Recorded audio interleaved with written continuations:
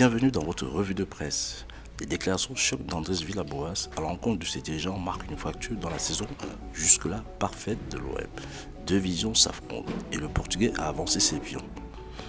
Et la situation serait véritablement tendue. Ce vendredi, le journal L'équipe évoque une fracture ouverte entre le coach olympien et ses dirigeants. Et ce pour plusieurs raisons. Les décisions prises dans le dos de l'entraîneur et la constante volonté de brider des éléments à fort potentiel auraient déçu le principal intéressé. Un peu de la même manière que Marcelo Bielsa l'avait été, sous la direction de Vincent Labrune en 2015. Mais ce n'est pas tout. Porté par l'excellente forme de ses joueurs sur le terrain, Villas-Boas a déjà pris une grande importance dans le cœur des supporters marseillais. Malgré tout, celui-ci n'écarte pas de partir en fin de saison si trahison y a. Parmi ces arguments, l'ancien de Porto ou de Chelsea aurait conditionné son avenir à celui du directeur sportif marseillais Anthony Zubizarreta.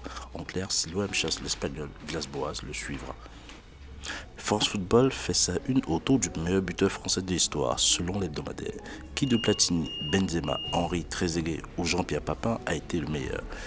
Toujours avec France Football qui annonce l'accord entre l'Olympique Lyonnais et Villarreal pour le transfert de Karl Toko Ekambi.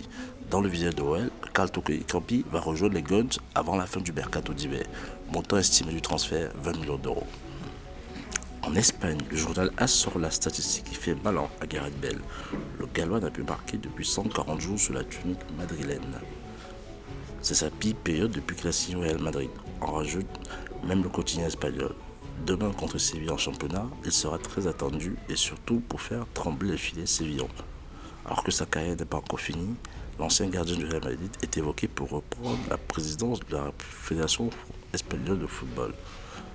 Selon l'émission El Partidazo de la Cadena Cope, la nomination de Casillas en tant que président de la Fédération espagnole serait une éventualité, alors que l'ancien portier du Real Madrid est un acteur majeur de la vie sportive à Porto.